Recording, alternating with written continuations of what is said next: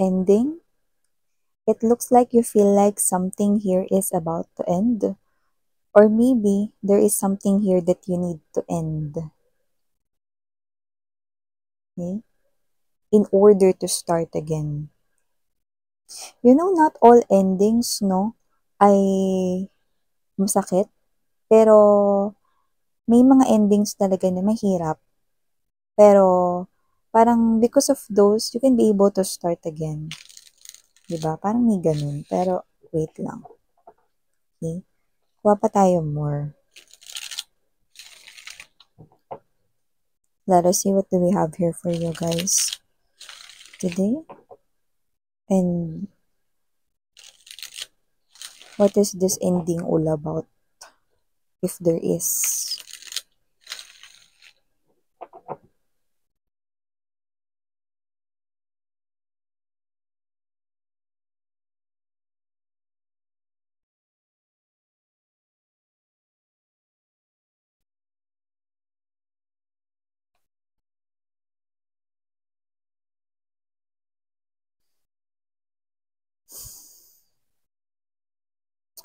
A situation that confirms your intuition.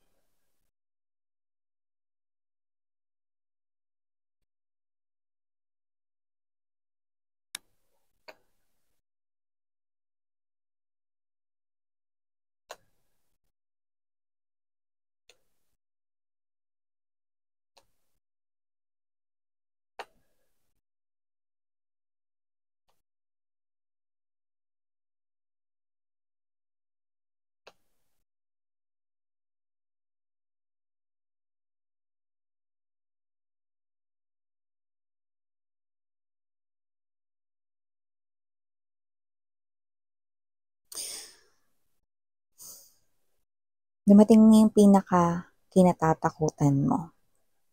Bagay na kinatatakutan mo. Let's get straight to the point. May babae ang asawa mo. Or, latang gender, may lalaki yung asawa mo. So, ever it is appearing here as your partner, ka-live-in mo man yan, kasal man kayo o hindi, your person ay merong third party. Tao. Ani? I call it ahas. Eh, pali, dala natin to because kapag ganito yung reading, I feel like, no, na para akong ina-allergic dito, no, pag ganito yung reading, no. So, hi and hello there, collective. Thank you so much sa inyong oras at panahon. And hi sa mga newbies. Ako po si Yan, tuloy kayo. Welcome mga babes, no? And yes, no? Hi sa mga babalik-balik kong mga tambayers na walang sawang nakasuporta. And alam nyo naman, wala tayong gender dito mga mahal. Babae, lalaki, LGBT, welcome. And pwede nyong i-flip yung roles kung gusto ninyo kasi isa naman po itong general reading. And at the end of the day, lahat po kayo, meron kayong free will na malaya nyong gamitin anytime, anywhere. And yes, no, kung hindi nyo pa po knows, meron pa po tayong other channel. Link is down below sa ating description box. Kaya naman, kung interesado kayo na tumambay din dyan, everyday may ina-upload din po tayo dyan na daily collective readings. And when we say collective readings, it's for all signs. No matter what your zodiac sign is, you're welcome, no, to hear the messages, no. But you know, just take only what resonates. If hindi mag-resonate sa inyo, then it's okay. It's alright. Pwede naman kayo manood ng iba pang mga readings dahil timeless naman po lahat ng yan. And syempre, baka naman ay yun ay mensahe para naman sa iba. Okay? Kaya naman mga babes, no, posibleng ito ay, when we say timeless, pwedeng ito ay tapos na nangyari na mga mahal, no? Pwede naman na nangyayari na ngayon at pwede naman na mangyayari pa lang. Kaya naman, just take only what resonates. So here, I do see na kinukutuban ka na dito. And others call it kutob, pero intuition talaga tawag dun.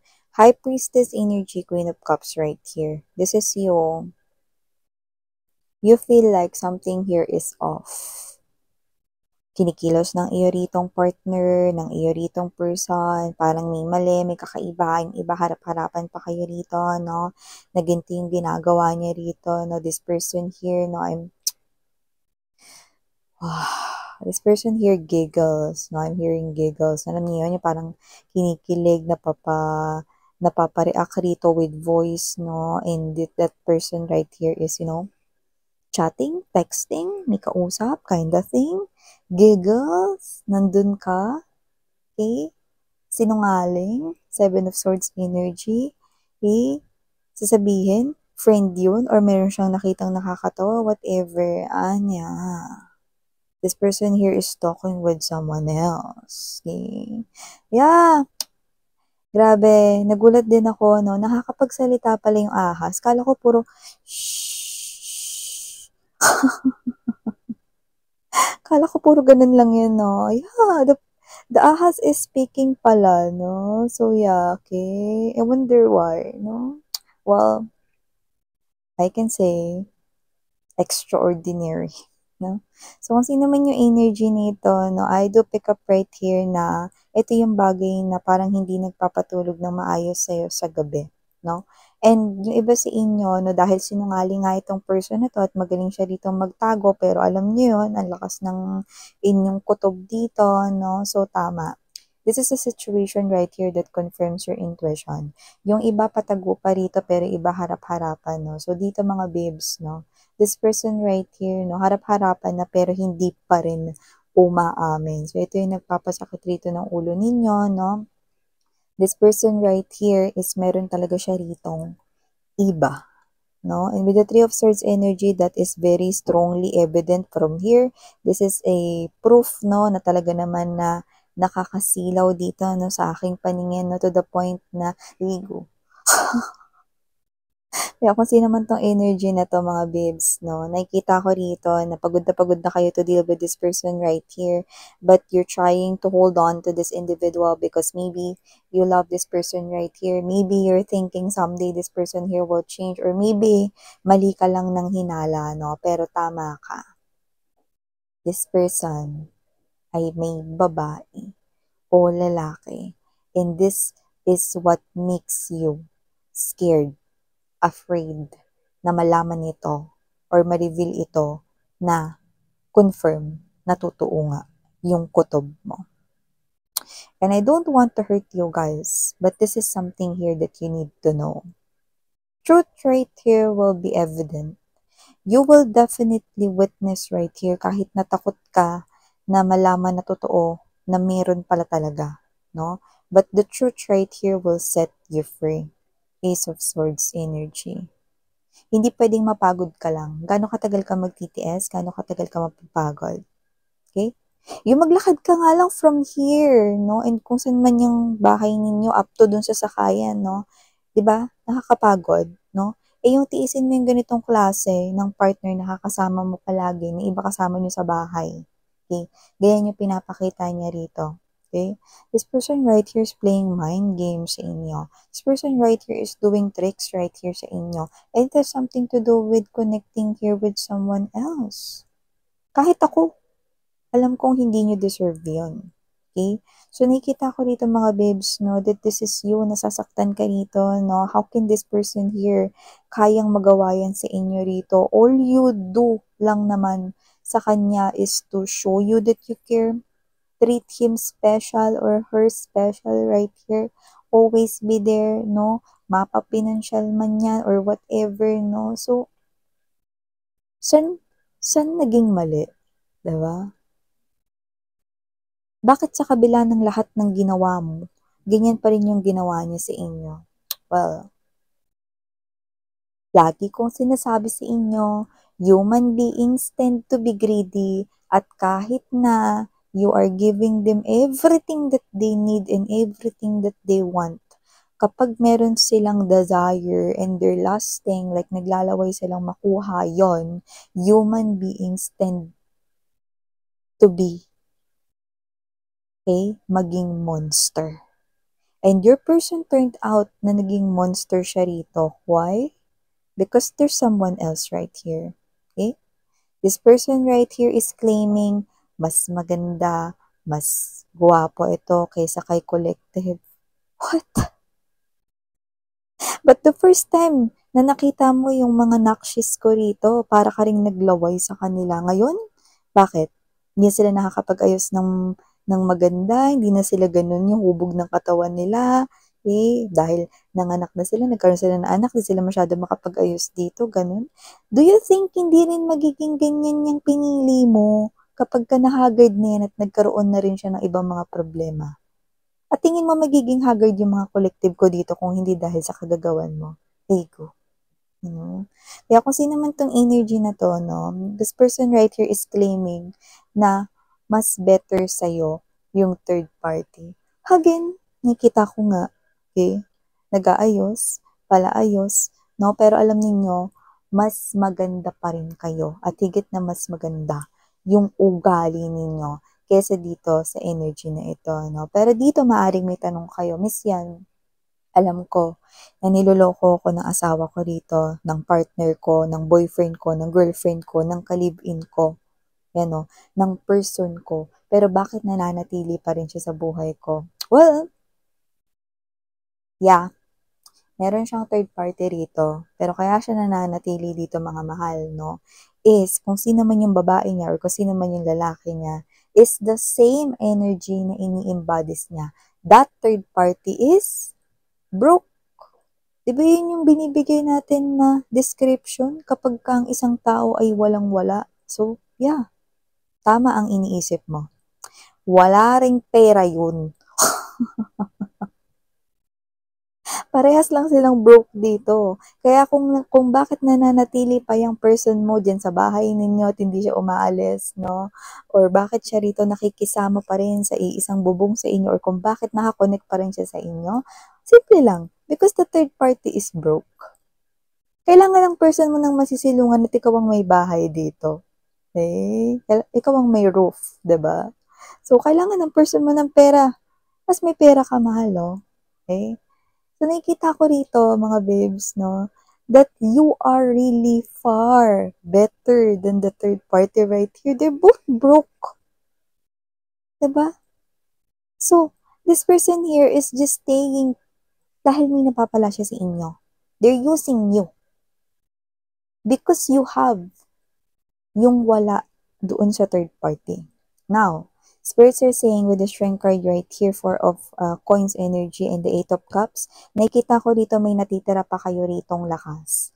Use that to push this person of yours out from your world, out from your life. Use that strength na natitira, no? Kasi dito nakakapanghina naman talaga, nakakapanlo mo naman talaga na malaman mo na yung person mo ay may iba, no? Tapos broke pa yun, 'di ba? So, ano na lang pala yung standard ng person mo ngayon, no? Like right at this very moment, no? Ganun yung standard niya. May itsura lang, go na, 'di ba? Kahit walang pera, go na, 'di ba? So, tingnan mo naman yan, hindi na babagay sa energy mo, mahal, no? So, this person here is just staying because may napapala siya sa inyo, so huwag kayo magpagamit with this person right here. 'Di ba? Others of them, like, I hate it, no? Pero sila ito na, ano to? Pervert na rin sila, yan, no? Because yung iba sa kanila rito, no, is, they love the feeling, no, na, alam mo yun, sexual desires, no, having sex with you and also having sex with their third party.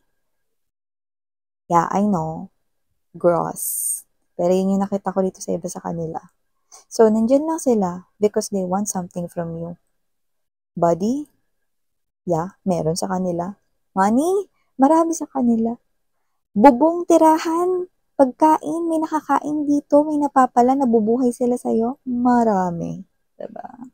But don't let this person here fool you because I know that you're already seeing the red flags right here. Use the remaining strength na meron ka, no, para gisingin yung sarili mo and push this person away from your life. 7 of Pentacles energy, 8 of Swords right here, 5 of Pentacles. I do see, okay, mga babes, no, na nakikita ko rito na magkakaroon sila rito ng pagpaplano kung saan mas gagawa pa sila rito ng paraan, no, para mas magamit ka pa nila in a better way. Wow.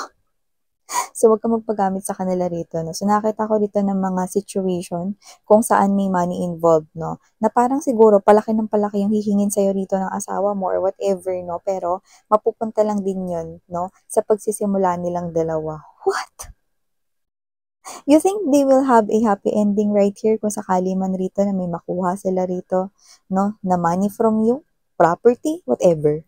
Okay? So, nakita ko dito mga babes, no? Kala mo, pag nakuha nila sa'yo yung pera, tapos nakapagsimula silang bagong buhay, tingin mo hindi sila maghihiwalay. Ani, iiwan pa rin siya rito, no? Yung third party, iiwan pa rin siya ng person mo. Why? Five of Pentacles energy. Ang hudyat, pag nagkaroon na rito ng bata or nagkaroon na rito ng supling silang dalawa, yun na yung sign na aalis na itong person mo at iiwanin niya na yung third party. See? Your person is really a player right here and I hate this type of energy. Okay? So, this person right here, okay, spirits are saying, tulak mo to palayo sa buhay mo. Use that remaining strength. No? Alam ko nakakapanlo mo itong gantong sitwasyon. Tapos kinonfirm pa rito ng ating mga cards, no? Para sa mensahe ng mga angels and guides ninyo. Okay? Kaya naman, mga babes, no? Itulak niyo itong tao na to palayo sa buhay ninyo. Dahil ako na nagsasabi, wala siyang kwentang tao. Yeah, I'm getting straightforward right here. Okay? I'm just being truthful. Right? So yeah, I know that you deserve happiness, no? I know, 103%. Okay? So thank you so much. Sarang hiyo again, Amen. Love and light. Amen.